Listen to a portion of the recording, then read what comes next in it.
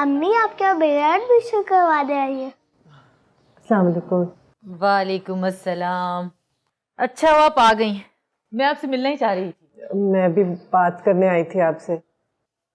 नसीम बहुत अच्छा खेलती है, इतना अच्छा कि मुझे लगता है कि मेरे स्कूल का ग्राउंड उसके लिए छोटा है।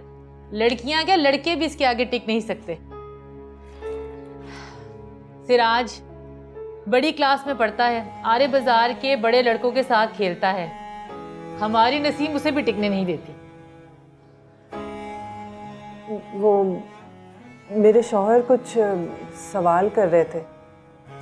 यही पूछ रहे होंगे ना कि इसके लिए किसी कोच का इंतजाम किया है कि नहीं।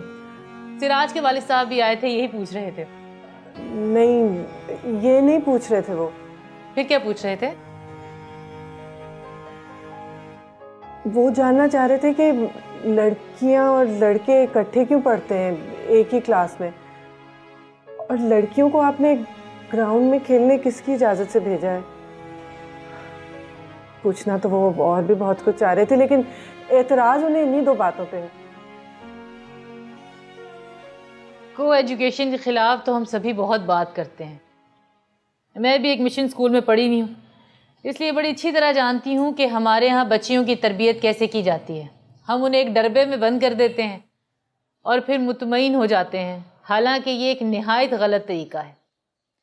मुआशरे में मर्द और औरत दोनों रहते हैं। अगर बचपन से ही ये अलग अलग पलेंगे तो सोसाइटी सेहतमंद हो सकती है क्या?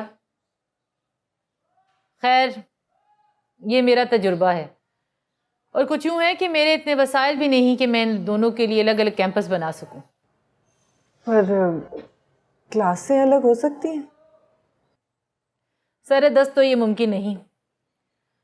इस तरह करूंगी तो स्टाफ बढ़ाना पड़ेगा और लामहला फीस बढ़ेगी।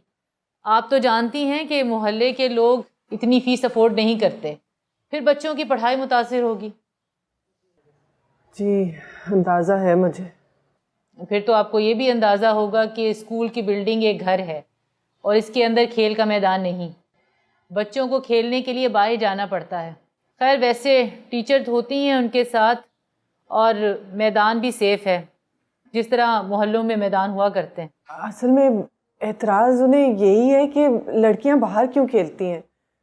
लड़के तो कहीं पे भी दो ईंटें जोड़ के विकेट बना के खेल लेते हैं, पर बच्चियों का खेलना। यही बात तो मुझे समझ नहीं आती। अगर वो अपने मोहल्ले के मैदान में भी बाहर जाके नहीं खेलेंगी तो उनकी ज़हनी और जिस्मानी नशोनुमा कैसे होगी? देखिए, हमारे लिए यही काफ़ी है कि बच्चियां पढ़ जाएं। तरबियत तो खैर किसी ना किसी तरह हो ही जाएगी। मेरे लिए ये काफ़ी नहीं है।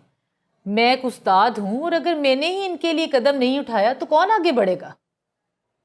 पर अगर इसी तरह सिलसिला चलता रहा तो वो नसीम को स्कूल से उठा लेंगे, और दूसरे स्कूल मेरे लिए बहुत दूर है, मैं उसे भेज नहीं सकूंगी। आप नसीम के वालिद साहब को मेरे पास भेजिएगा, मैं उन्हें समझाऊंगी।